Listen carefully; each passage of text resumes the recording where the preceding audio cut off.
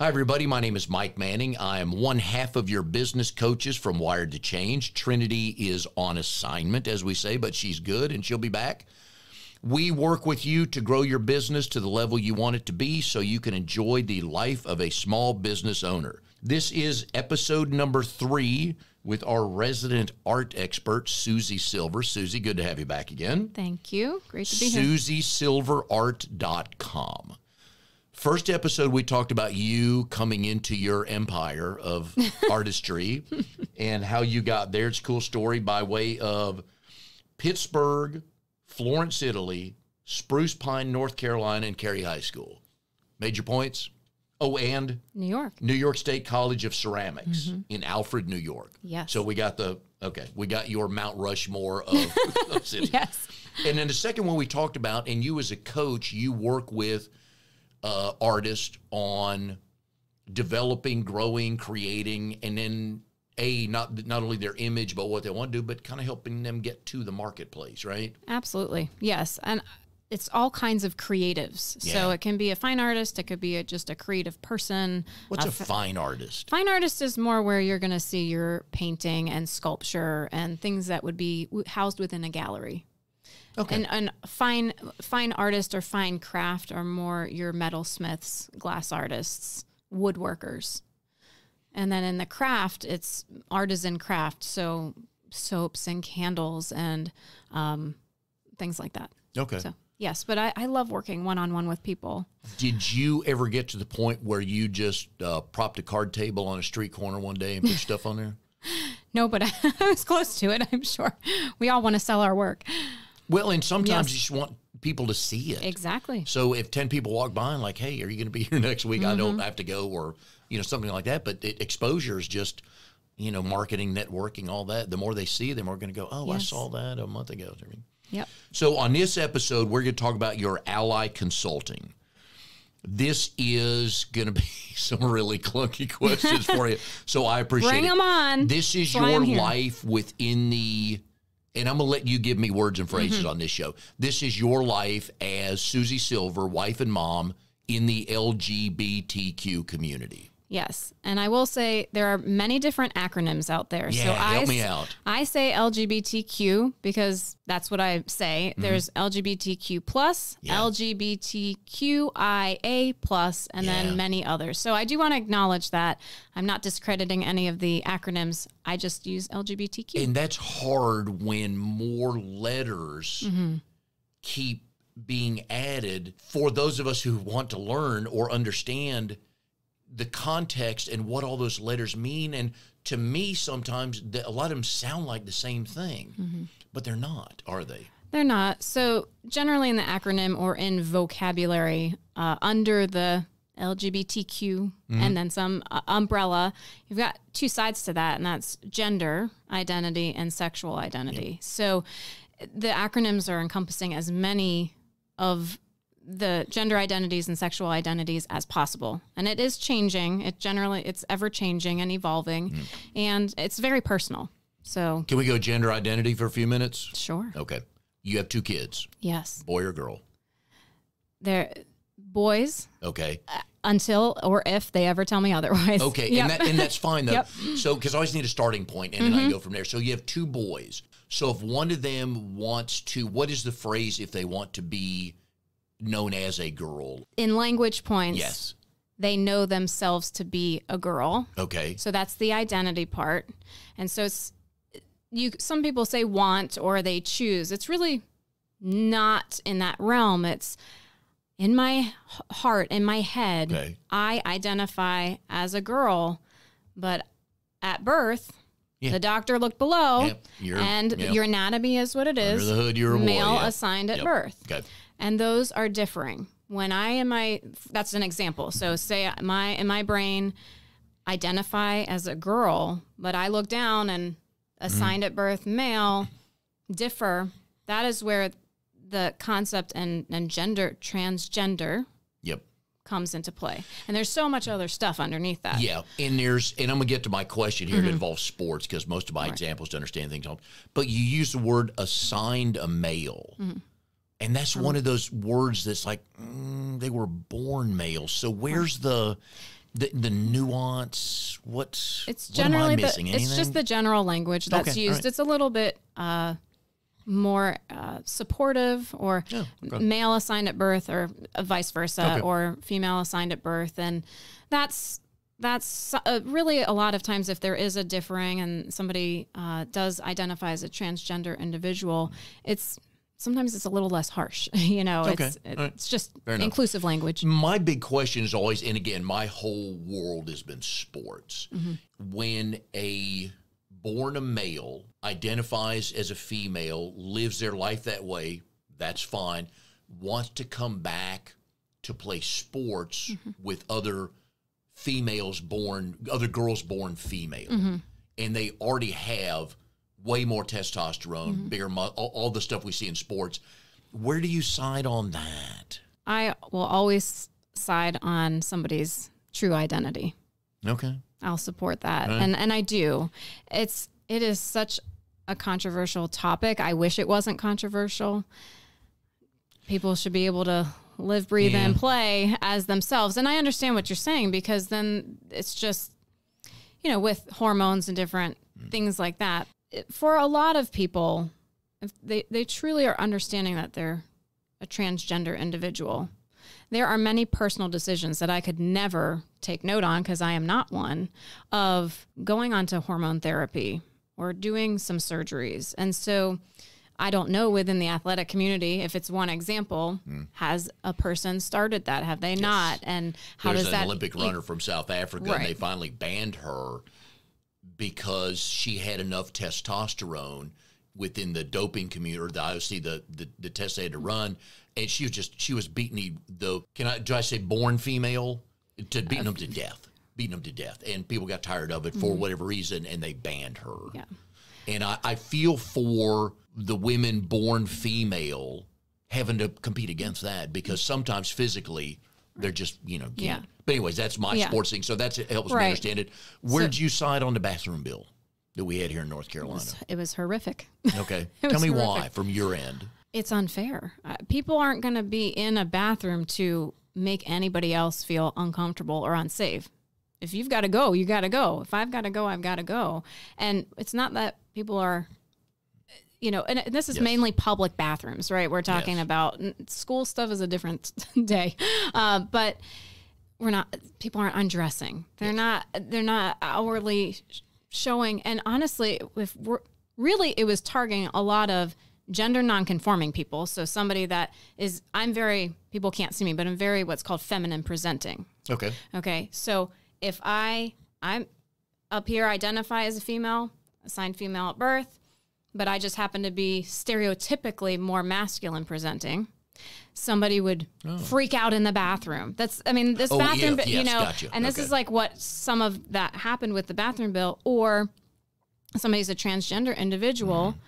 And it's really that people are trying to make assumptions. We should not make assumptions based on somebody's we what's get called there in a hurry, don't we? Yes, we do. Based on their expression. So expression is meaning what you wear, how you present yourself. There's so many nuances to this education. I'm kind of jumping around here. No, I appreciate But with it. the bathroom bill, it really just targeted people for no reason. The arguments that were out were just terrible, with just accusing people of being so many really bad things that they weren't, and just equality. Because I polled many of my family members. I had two boys. My wife and I have two boys. No clue what it's like to have a daughter. So I went searching out. My wife and my daughter-in-law said, I don't have a problem. We're all in stalls. I don't have a problem with whoever looking like a male is a male, wanted to associate as a male for a week or anything. They're like, not a problem. I had another family member with a daughter said, not a chance in the school. Not a chance he's coming in that bathroom with my daughter in there. I respectfully disagree. Yeah. And there is so much to unearth with language and, with what we're talking about, that, and even me, that I am an expert, so to speak, in this field, and I have a lot of experience in the field. The language is changing so often that it is sometimes hard to keep up with. Yeah. And I want any listener out there to know, if I jumble on something, I will fix it. If I, something's going to maybe rattle somebody here or there, I will let you know that now. But my intention is to just bring light to some of the terminology, which we've already done a little bit of, and I will always fight for the equal answer. Cool. And I have so many notes, but we just got in. I love these topics. When Miley Cyrus trotted out pansexual, yes, I had to look it up. In a non-Webster's world, explain that to me. Pansexual, so pansexual, pan meaning all. So you're attracted to a male, a female, and anybody that really identifies with anything in between. And that in between is somebody that maybe identifies as non-binary. So binary is male or female. A new one too. Yeah, male or so it's a binary. It's a male or a female, but they're non-binary, agender, gender fluid. So you kind of float back and forth and anywhere in between. Yeah. And so pansexual is that you're romantically and sexually attracted to all. So a lesbian is a woman, a woman that is attracted solely to another woman, lesbian. If gay, which is a blanket term as well, a male attracted to another male, gay. Bisexual is still binary. It's a woman or a man attracted also to a woman or a man. And so that's still binary. Pan is all. It expands. It just, it's complicated. I actually would like to have a shirt when I'm doing these trainings and speaking. It's complicated. We need a button. A whiteboard. Yeah, a button. It's complicated. Well, and I'm 58. I'm a 58-year-old white male. So, and I want people to know that, but willing to learn. I really am, because I truly want to understand it. I don't get a lot of this. In my world, and I hate saying back in the day, but bisexual is anybody, because you have two choices. It's either male or female, which is anybody, which is everybody. Old school. But not old school. It's old school. Yes, that's old. Yes, old school. Okay, maybe we'll do OG. So OG, because then our language and our ability to listen to our instincts and ourselves and follow our true selves. There's now more expansive language. And so into this conversation right now. All right, let's get on to some other things. Sure. But we can, I wish I had more time on this, because I love this just to try to understand it. I don't get a lot of it, but just to understand. But when letters keep getting added on, it's like, slow down. And then a new something sexual phrase comes out. I'm like, hang on, slow down. Please explain. So it can be a lot. Yeah, I guess one day the government or any form we fill out. So again, back in the day, it was male, female. No, and then they added some more. Now there's more. So how many new words and new this and what does that mean? And could they change in 3 years? Like, I can't change. I mean, I could have surgery and change, but you know yourself. You identify. You know what? That came out wrong. I hear that now when you come back to me. Okay. Yeah. I got that. I didn't mean to interrupt you, but Yeah. Right. No, I'm glad you did. Okay. For the forms, what does that mean? Well, but in 3 years, okay, so I've got a 33 and a 29-year-old boy, sons. Like, they're still the boys. Hey, Becky and I say, hey, the boys called. That's okay. Yeah. One of them could be male today, and in 3 years I don't want to use the word evolve, because that's not it, is it? Right. And then be something else, and then 4 years after that be... It's not, there is fluidity, like I said, to gender and sexuality. There's a lot of studies on that and books on it. Most of us know. So that would imply really a lot of choice. Most of us in our community, we just know who we are. Okay, right. And So let's get to the community. Yes. Your journeys to you and Ann. Yes. A great story of how you two met. You went to a concert.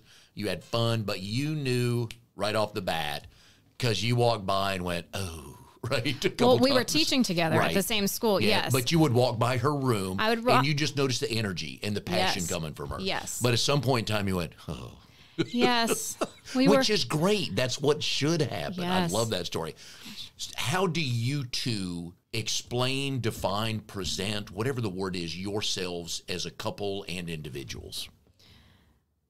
Well, Ann has only ever dated women. Okay. So her sexuality is lesbian. She is really for the most part, and really feminine presenting, not as feminine, and I say feminine, that's the societal marks of what femininity looks like. Okay. Right. So, which should change anyway. Yeah. Again, So, another all day. right, let me go to the. So let me go Yeah, to the altar. Who's dressed? Who's dressed how? Well, that's different for every couple. So Okay. I happened to wear a dress because I wanted to. Right. Now, if we got married again, I would never wear a dress. I can't stand wearing them. It's just because. And then Anne had a beautiful suit on. So Anne identifies as a lesbian. I identify as bisexual. Generally, if people really are asking me, I just say I'm Susie. Yeah. Because really, Which at the end of the day, and I don't mind that's- that you asked me that. Yeah. So I don't want you to feel like I Oh mind. no! But at the end of the day, that's really all it should Exactly. be. Because you are Susie, which means looking at you, you are white, you are under 40, you have black hair, you're a mom, you're a wife, you're a parent, you've got 2 kids, you're a teacher. You should be just Susie, Exactly. and that should be enough for people. But it's not. It's not. And I would like to go on 2 things there. Yes, please. So when I do want to acknowledge I am a white, feminine presenting female, generally doesn't have any issues. And the reason I say that is because of the privilege I have. And I think that more of us need to acknowledge that in my community in general, in just this society as a white woman, but in the LGBT community, I have immense privilege looking the way I do and identifying the way I do. I really want people to start listening to this and thinking about it. One of the highest murder rates in our country are transgender, trans women of color. There's over 20 murders this year already. We're not talking about that. And that's a whole entity That's of not coming up at acknowledging our privilege on many different levels and having the responsibility to put this out there. And so we don't have to go into that because I don't have a lot of statistical things with me to support, but the privilege is huge. Okay, Yeah. let's talk about that word because in general, when I hear 58-year-old white male. So when I hear the word privilege, what I hear is somebody saying, "Oh, you were born that way." What's your definition of why are you privileged as who Yes. you are today? I don't, for this specific example, Yes. I don't have to worry for my safety for the most part when I walk out of my house Okay, all right, I Because- understand that. of the way that I look or this, Yes. and I think for many other reasons, just in my community, but all across as a white woman, I'm not afraid to really be passed over for a promotion. People would not or know, given yeah. or given a speaking engagement. And that's just an in general thing. But when you're getting more into the LGBTQ community, that's what I mean by I am lucky. Okay. And I'm mostly lucky because we're pretty left alone. We're pretty much left alone. We haven't had too many cases of people being really rude to us. But somebody that is, or again, an example of a trans woman of color Right. or a gay man of color, much more for the general societal things that need to really move forward. And then you add some of these things, and it's really scary out there for people. It's scary to walk out of your house. It's scary to go to the bathroom. It's to the grocery store and to work a lot of times. Do you two hold hands in public much? Okay. Yeah, Do you get looks? sometimes. Are they more like, "Oh, that's new," or "I can't believe they're doing that"? Sometimes both, but usually it's trying to figure us out. Yeah. Oh, I know. You Yeah. know, and it's like, really get over it. you Yeah. know, I'm not, it's You just it's want to look at rare. her sometimes and go, "Yeah, I'm with her." Yeah. You yeah. got, and you're I not. have her, you don't. Yeah. So, All right, so let me drill down some more and nitpick on some things here. Again, fascinated by this. I love this subject. Because, again, I don't know it. I have no concept. Again, all I've ever been is a white male. I can walk anywhere I want to, and nobody looks at me like, "Ooh, why is he driving that car?" or "What's he Right. doing here?" Have never. I Exactly. can walk out at 2 a.m. and nothing. Nothing. So, what do your kids call you and Ann? I'm mommy. Okay. She's mama. Okay. Mommy and mama. And did they come up with that? We we kind of let our older one start, and then eventually it was just confusing because he called both of us mom. Yeah. So, and they'll go into neutral mom, and we say, sometimes it is funny. We're like, which one? You mean have when two. they're screaming from the top of the steps, Mom? Yes. No different than Then you are anybody else. so normal at that point. They are mad. And then mommy and mama. What do they know? How's the oldest? 6? He'll be 6 next month. What does he know right now? He knows. What does he grasp? He knows that he has 2 really loving parents. Good. I'm glad you started with that. So badly. I'm glad you started with that. Mm-hmm. Does he hear anything yet from anybody that you know of, or just questions? So interesting you asked me that, because I just posted last weekend on my stories.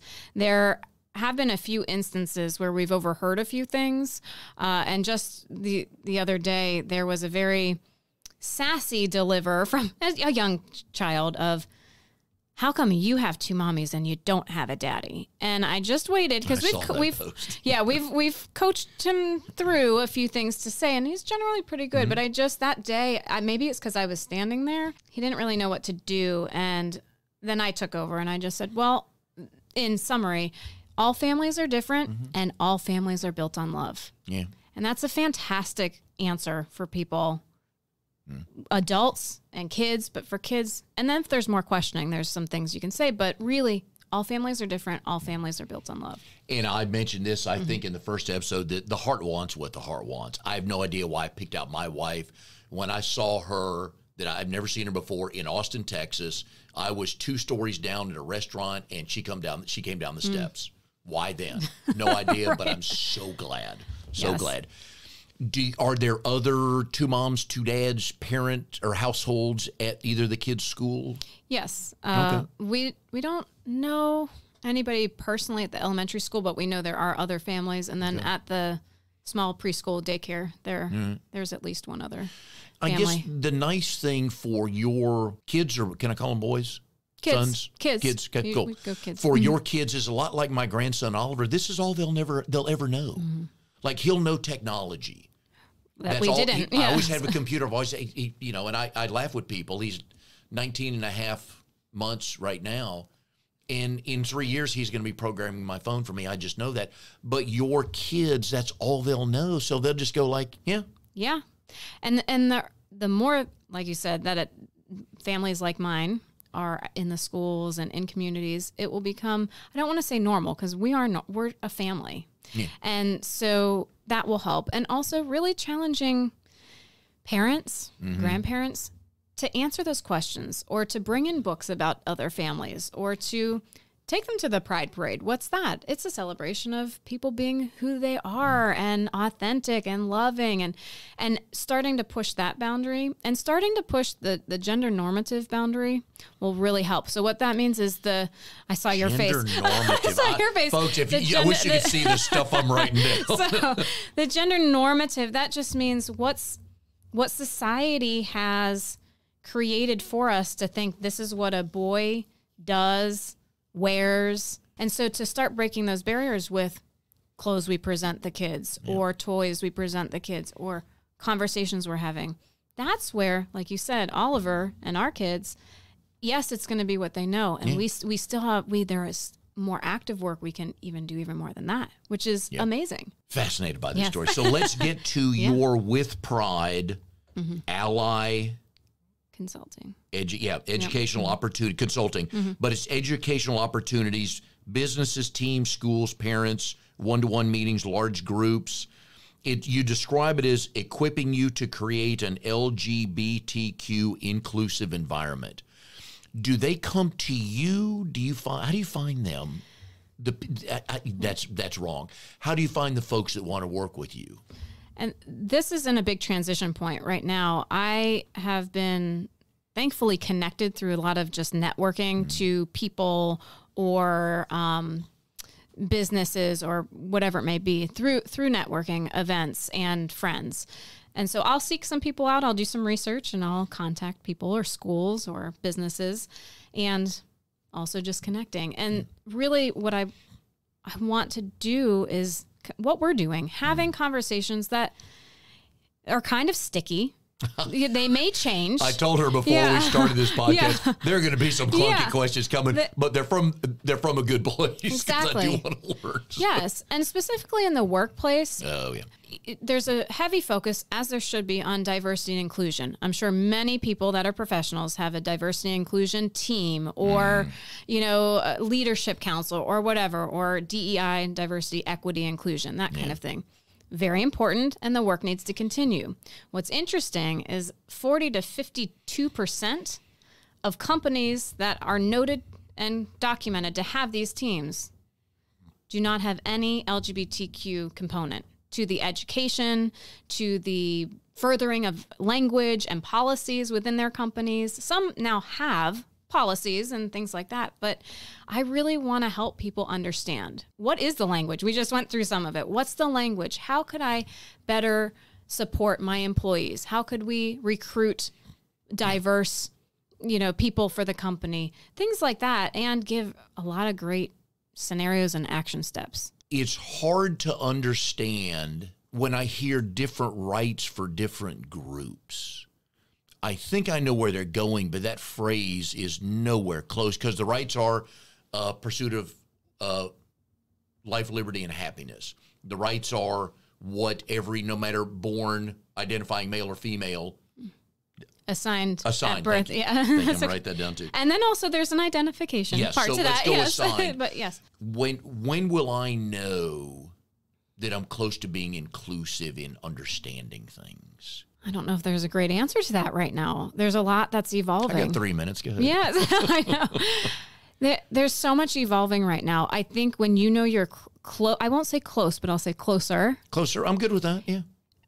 Being very active all the time with educating and putting yourself in the uncomfortable position. Because I love those. Yeah. Yeah. The more that we're having more fun on this conversation. I love this. The more uncomfortable we are, and we may not get it right. I may have by accident answered something wrong. I don't think I did, but maybe I did. Maybe there's a question. But it's true. But we're talking about it. Yeah. You are in a safe place. This is your zone, and I feel safe here. It's a safe place to ask the questions, and we're talking about it. So how do I know I'm close? Well, you got to get closer and be very active in the education and putting yourself out there. And I do say with this ally, okay, there's one thing to be an ally, which means I support you.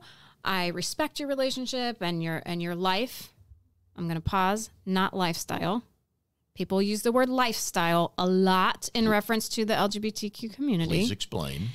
This is not a lifestyle. It's like, I think back to remember Lifestyles of the Rich and Famous with Robin Leach. Yeah. Okay, well, yeah, yachts and boats and all, and vacations and all that. It's like a chosen thing.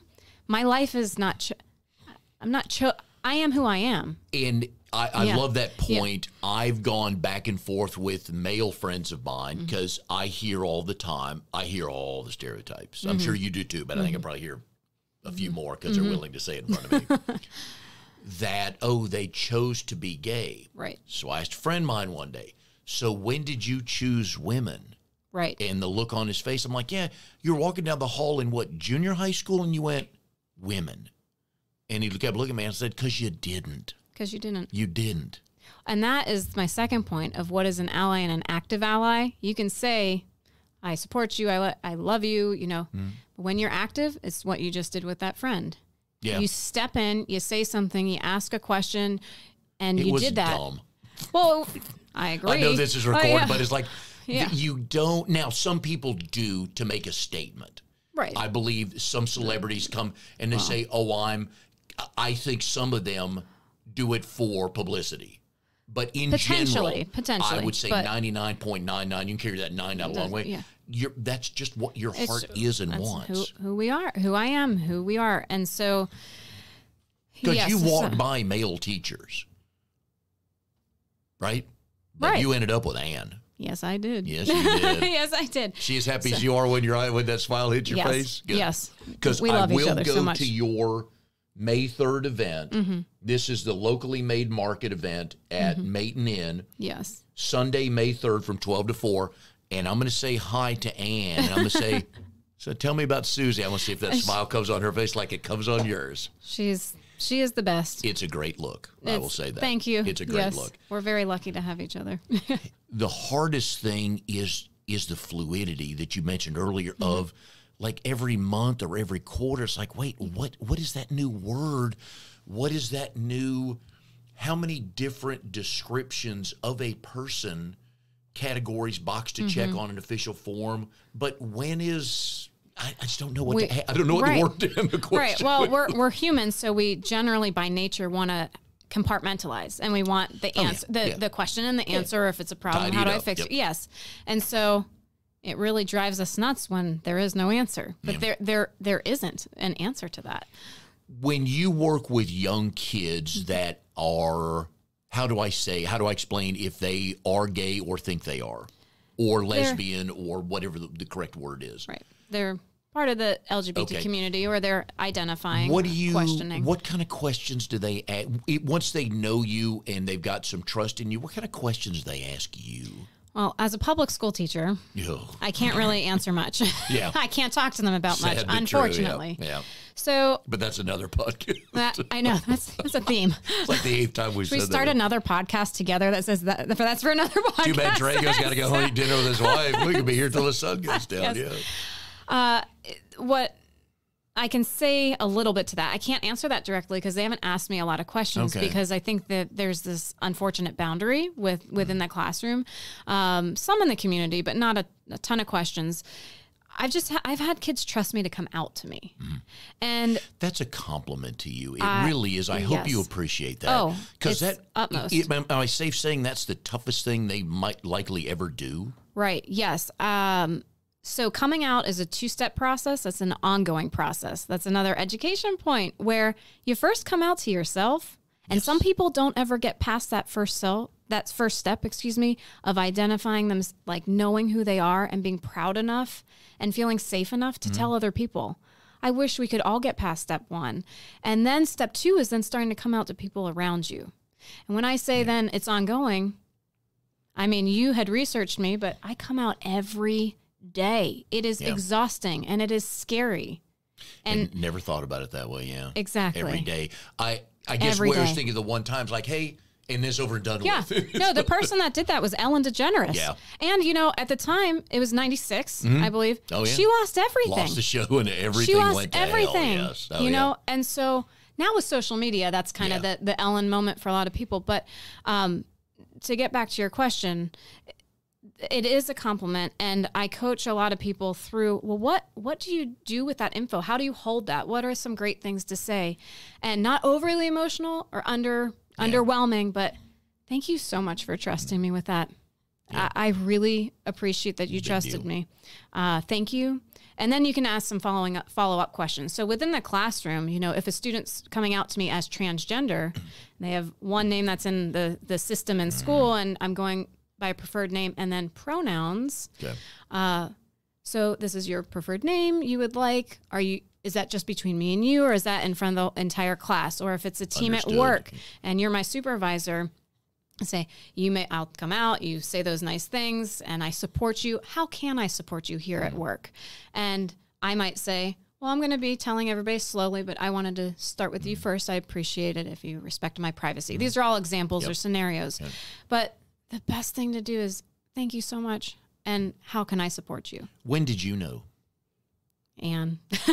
So I had not dated women prior to Anne, so she's the only woman I've ever dated. But man, that pedestal she's on just keeps getting higher. I mean, one and done. And so now looking back, and I did a lot of self-discovery and a lot of therapy, not because I was upset with myself or I was scared or worried. I just wanted to be my whole self. And I was in my late 20s at the time. And so there's a lot of life to unpack there.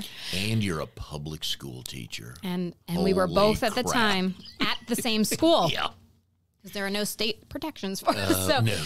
And so I just knew with her. I knew with her. Looking back, there might have been a few signs that maybe I was truly always bisexual or in that fluid sense. Was the moment you knew? So what was that journey? Family, friends? What was that like? Complicated. But it was complicated. I had a lot of support, some major bumps in the road with some people that were very close to me.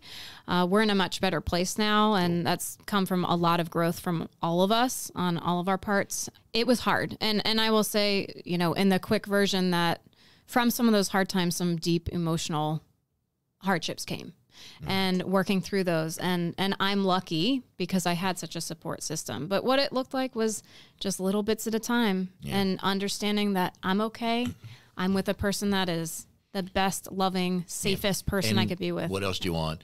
I had a in the 21st century moment.